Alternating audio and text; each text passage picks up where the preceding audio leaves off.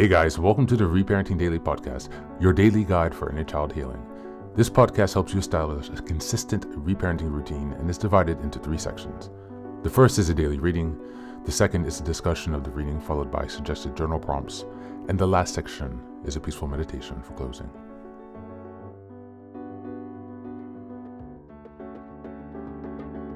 Good morning, good afternoon, and good evening from whenever and wherever you're joining us today. I'm so glad that you're here as we continue on this journey of self-expansion and growth. If this is your first time, welcome. Before we dive in, a few quick reminders. Please like, share, and subscribe to this podcast on Apple Podcasts, Spotify, and YouTube. Your support here helps us spread the word, allowing us to continue to grow this community. Next, I'd like to introduce our Patreon group, where we have 3 weekly meetings. On Sunday, we have a meditation meeting. On Tuesdays, we have a book club meeting. And on Thursdays, we have open topic discussions. These meetings take place at 6 p.m. Eastern European time, so this is Paris, Amsterdam time.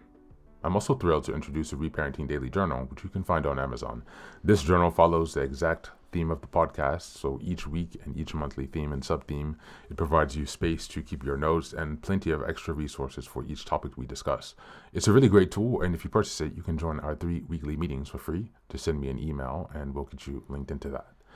Next, I'd like to announce another creative project I've had, which is a 3-volume series entitled Fairy Tales for Reparenting. Now, you might think, yeah, we're a bit old, fairy tales are a bit fluffy, so why fairy tales exactly? In my own personal work and research and reading into the work of Carl Jung and Marie-Louise von Franz, and just a lot of other types of reading and spiritual readings that I've done, has kind of led me to this journal to rediscover the magic of fairy tales. So I've created this 3-volume series that progresses along the hero's journey from beginning to middle to end. All of the fairy tales there correspond to that point of your journey. At the end of each story, you will have journal reflections and also space to keep your notes for things that you've learned. While returning to fairy tales might seem childish, foolish, or immature, there's actually a lot of value buried there, not to mention the ability to connect with your inner child. These books are filled with fairy tales that you might know, and also some from around the world that might be new for you. So you can look forward to something exciting and a new way to connect with your inner child and to work on your inner child healing if you like. All of these books are available on Amazon, so go ahead and take a look to support this project. Your help here really means a lot. Reparenting is a journey of growth, iterative change, and continuous improvement. Much like nurturing the bonsai tree, it requires patience, care, consistency, and attention. Thanks for being here and for supporting this work, and also for committing on your journey of self-expansion. Now, without further ado, let's dive into today's practice. Today's reading is from the ACA Big Red Book. We're going to be reading from Section 1, Chapter 15. It's entitled Self-Love. Just as a reminder, we're in June, and the theme for this month is Cultivating Self-Worth and Self-Love. We're in week 3, the first day, and it's June 15th until the 21st. And the theme for this week is Practicing Self-Love. Self-love. It has been said that you cannot give away what you do not have. It has also been said that you cannot love another person until you learn to love yourself. We believe these declarations of wisdom are the basis for the ACA axiom, you cannot love another person until you love yourself, and claim that love with belief and consistent action. We have seen many people speak towards self-love and affirmation while practicing something completely different. Self-love is never harmful or selfish. Life beyond survival is a life of self-love. But lack of self-love was our dilemma. How can adult children who are taught from the earliest ages to abandon themselves truly love themselves from the inside out? We have an answer grounded in the ACA experience. The love is there and God-given. The love was always there. We need the power to reawaken the love from within. The main focus of this book is to help you find that greater power within yourself and to transport you from mere survival to self-love. We believe that loving oneself is the only way we can recognize God, because God is love. Learning to love yourself and connect with your higher power addresses the original causes of self-hate and self-abandonment. Since childhood, we have carried a wound created by our primary relationships with our parents or family. We were ruptured emotionally or spiritually as children to survive. We live by the laundry list, which reject self-love and God. Driven by fear and para-alcoholism, we sought an unending number of relationship schemes and addictions in an effort to connect with someone who could fix us or let us fix them. We tried hard, but it never worked. We cannot find love or the higher power in someone else. It must begin within us. I'm going to go ahead and skip a few paragraphs now. Self-love is an indispensable spiritual element of the ACA program. Self-love enables the adult child to backfill the love or nurturing we did not get as children. By loving ourselves, we stop the negative self-talk, comfort the negative inner parent. We pay attention to our feelings, and remove ourselves from abuse or neglectful situations as well. We realize we can walk away from craziness that once confused us or trapped us. Self-love gives us a new pair of glasses. We can recognize abuse and when we are settling for unfulfilling relationships. Unhealthy behavior is no longer normal to us.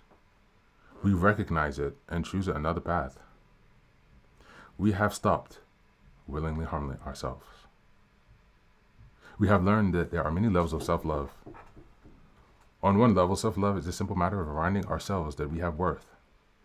On another level, we rely on self-love to remind us that God, as we understand God, always loves us. This true parent loves us as we stumble on our rights or wrongs, as we stumble to right again. The true parent loves us as we learn to love ourselves.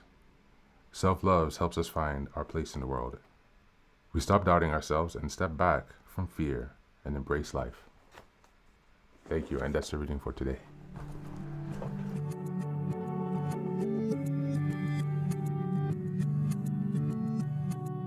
Welcome back. Today's reading emphasizes that self-love is a foundational practice for healing, especially for adult children of dysfunctional or neglectful families. This reading defines self-worth, or self-love rather, not as selfishness but as a spiritual necessity, a way to reclaim one's value and create a loving internal environment that we never received externally as children.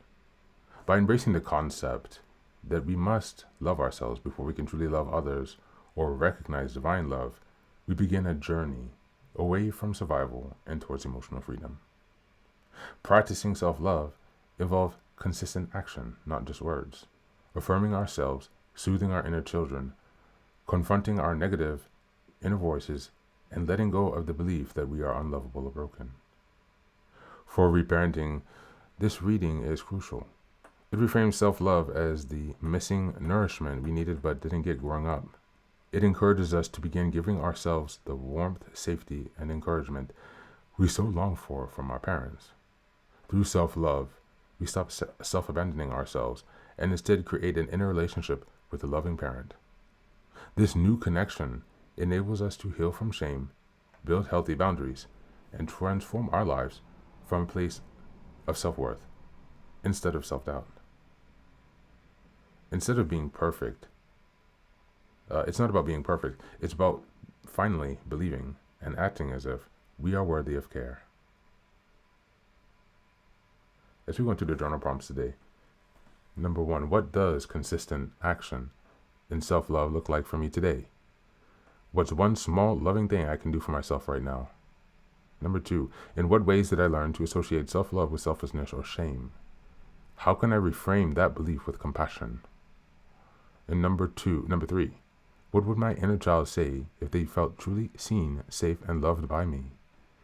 Write a letter from that part of you.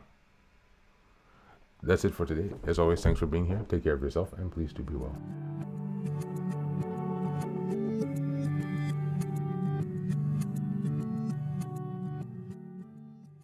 Welcome back.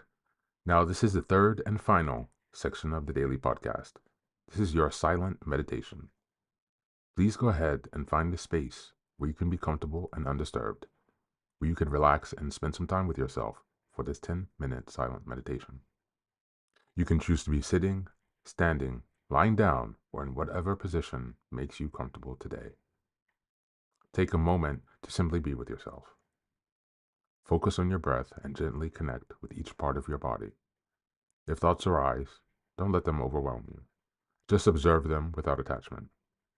Imagine them as leaves drifting down atop a river, passing by without needing your engagement.